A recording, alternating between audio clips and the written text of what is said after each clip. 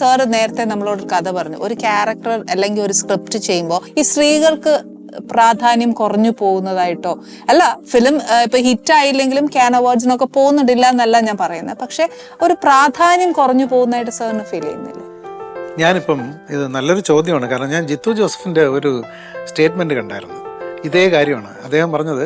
എപ്പോഴും ലേഡി ആർട്ടിസ്റ്റുകൾ പറയാറുണ്ട്, ഞങ്ങൾക്ക് വലിയ കഥാപാത്രങ്ങൾ കിട്ടുന്നില്ല, ഞങ്ങളെ പരിഗണിക്കുന്നില്ല, എല്ലാം ഹീറോസിൻ്റെ പിറകെയും പുരുഷ കഥാപാത്രങ്ങളുടെ പിറകെയാണെന്നുള്ളത്.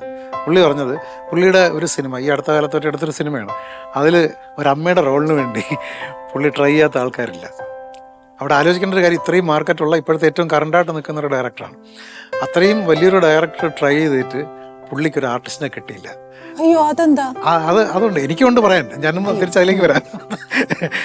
അതായത് ചെല്ലുമ്പോൾ പ്രായം കൂടിപ്പോയി കഥാപാത്രത്തിന്, അതാണ് ഇതാണ്, ഞങ്ങൾ കുറച്ചുകൂടെ യങ്ങായിട്ടുള്ള റോളാണ് പ്രതീക്ഷിച്ചത് എന്നൊക്കെ പറഞ്ഞിട്ട് ആ അമ്മ റോള് വലിയ രീതിയിൽ കൺസീവ് ചെയ്തിട്ട് പുള്ളിക്ക് പിന്നെ ഒരു സാധാരണ പോലെ ചെയ്യേണ്ടി വന്നു.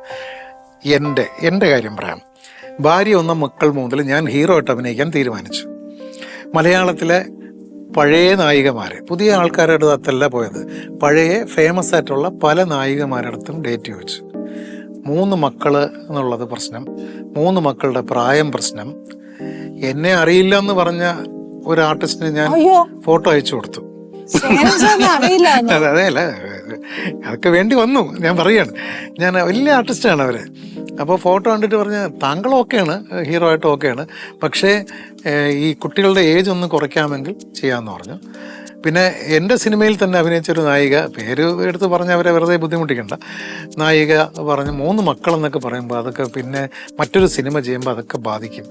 അവരും വന്ന് പറയും, ആ പടത്തിൽ 3 മക്കളുടെ അമ്മയായിട്ട് അഭിനയിച്ചതല്ലേ. അവിടെയാണ് നമ്മൾ ഉർവശിയുടെ ഒരു ഇതെടുക്കേണ്ടത്. അപ്പോൾ അതാ ഞാൻ പറയാൻ വന്നത്. അതായത് ഇപ്പം ഈ മധുചന്ദ്രലേഖയുടെ കഥ ഞാൻ ആദ്യം ജയറാമിനാണ് പറഞ്ഞു കൊടുക്കുന്നത്. അപ്പോൾ ജയറാം ചോദിച്ചു, 5 മക്കളോ? ഇത് കഴിഞ്ഞ് ഇനി അടുത്ത സിനിമയിൽ 10 മക്കളൊന്നും കൊണ്ട് ആരെങ്കിലും വരുമെന്ന് ചോദിച്ചു. ഞാൻ പറഞ്ഞു, അങ്ങനെയല്ല നോക്കേണ്ടത്, കഥ നോക്കണം. പിന്നെ ജയറാം ഒരു കാര്യം, ഈ സിനിമ ചെയ്യണമെങ്കിൽ ഉർവശി നായികയായിട്ട് വന്നേ പറ്റും, കാരണം ഇതിൽ വേറൊരാൾ സ്യൂട്ട് ആവത്തില്ല.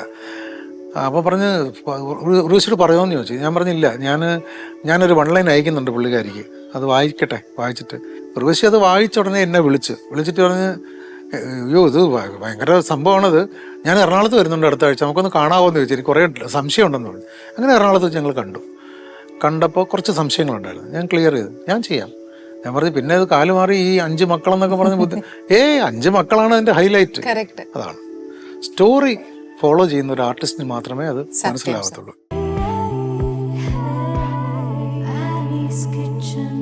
Let's cook with love.